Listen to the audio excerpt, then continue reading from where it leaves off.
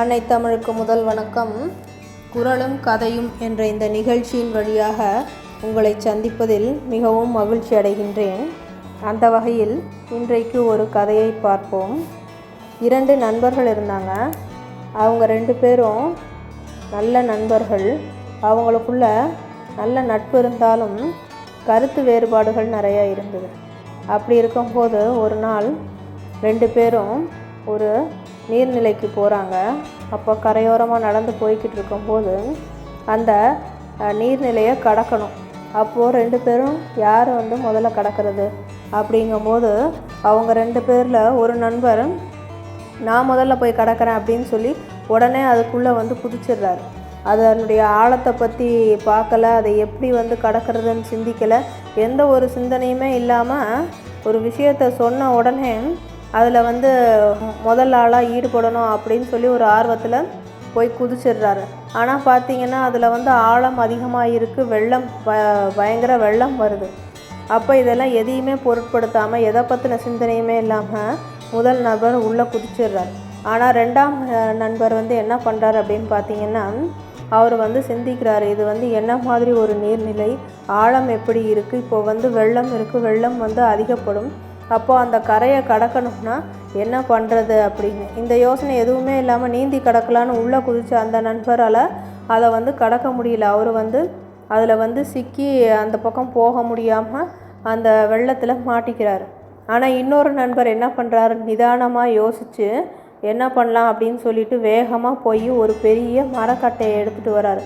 ஒரு பெரிய மரம் ஒன்று விழுந்திருக்கு. அந்த மரத்தை எடுத்துகிட்டு அதன் மேலே ஏறி அமர்ந்து அந்த நீரினுடைய போக்கிலேயே எந்த பக்கம் போகுதோ அதிலேயே போய் அந்த எதிர்ப்பக்கம் கரையை சென்று அடைகிறார். அது மட்டுமல்லாமல் அதில் விழுந்து தத்தளி கொண்டிருக்கும் தன்னுடைய நண்பரையும் தன்னுடன் சேர்த்து அழைத்து கொண்டு அந்த கரையை சென்று அடைகிறார். அதன் போக்கிலேயே போனதுனால, நிதானமாக இருந்ததுனால அவர் கரையேறினது மட்டுமல்லாமல் தன்னுடைய நண்பனையும் சேர்த்து கரையேற்றுறார். ஆனால் முதல் நண்பர் என்ன பண்ணார், எந்த ஒரு அனுமானமும் இல்லாமல், தீர்மானமும் இல்லாமல் உடனடியாக செயல்பட்டதால் அவரால் அதை கடக்க முடியலை. இதே மாதிரி தான் எந்த ஒரு செயலையும் செய்பவர்கள் கொஞ்சம் சிந்திக்கணும், ஒரு தீர்மானம் இருக்கணும், அதை பற்றின அனுமானம் இருக்கணும், அதற்கப்புறமா முடிவெடுக்கணும். அப்போ தான் அந்த செயலில் அவங்க வெற்றி பெற முடியும். இப்போது இந்த கதையில் சொன்ன மாதிரி ஒரு நீர்நிலையை கடக்கிறதுக்கு 2 நண்பர்களும் எப்படி ஒவ்வொருவரும் ஒவ்வொரு மாதிரி சிந்திச்சாங்க. அதில் நிதானித்து அனுமானத்தோடு சரியான ஒரு துணையோடு இருந்தவர் எப்படி தன்னுடைய நண்பரையும் காப்பாற்றி கரையை கடந்தாரோ, அதுபோலத்தான் நம்முடைய ஐயன் வள்ளுவரும் திருக்குறளில் முதலாவதாக அமைந்திருக்கும் அதிகாரம் கடவுள் வாழ்த்து, அதில் வரும் 10வது குறளில் கூறுகிறார் என்னவென்றால், பிறவி பெருங்கடல் நீந்துவர் நீந்தார் இறைவனடி சேராதார். பிறவி பெருங்கடல் நீந்துவர் நீந்தார் இறைவனடி சேராதார். என்னது இதில் நீந்துவர்ன்றாங்க, அப்புறம் நீந்தார்ன்றாங்க, என்ன சொல்கிறாரு அப்படின்னா, அதாவது பிறவி பெருங்கடலை நீந்துவார்கள், அதாவது பிறவி பெருங்கடலை கடக்க முயற்சி பண்ணுவாங்க, நீந்துவாங்க. ஆனால் நீந்தார், அதை நீந்த முடியாது, அவங்களால நீந்த மாட்டார்கள். ஏன்னா அவங்களுக்கு சரியானதொரு துணை இல்லாதனால இறைவனடியை சேர மாட்டார்கள்.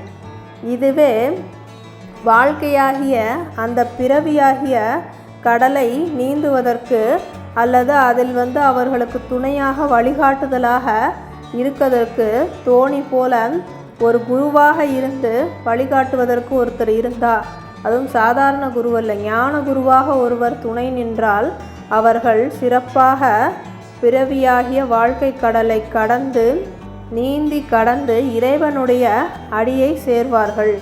அதற்கு ஒவ்வொருவருக்கும் வழிகாட்டுவதற்கு சாதாரண குருவல்ல, ஞான குரு ஒருவர் தேவை. அப்பேற்பட்ட ஞான குருதான் நம்முடைய ஐயன் வள்ளுவர். அதனால் அப்பேற்பட்ட ஞான குருவாகிய விளங்கக்கூடிய ஐயன் வள்ளுவர் அவர்களின் அடிகளை பின்பற்றி, குறள் அடிகளை பின்பற்றினோமானால் நாமும் வாழ்வில் வெற்றி பெறலாம். எப்பேற்பட்ட கடலாக இருந்தாலும், எவ்வளவு வெள்ளம் வந்தாலும் அதில் ஐயனை துணை கொண்டால் சிறப்பாக நாமும் கரையேறலாம் என்பதே இந்த குறளின் மூலமாக, கதையின் மூலமாக நான் உங்களுக்கு சொல்லும் கருத்து. இந்த குறளுக்கு இதுவரை பல்வேறு விளக்கங்கள் பலர் தந்திருக்கலாம்.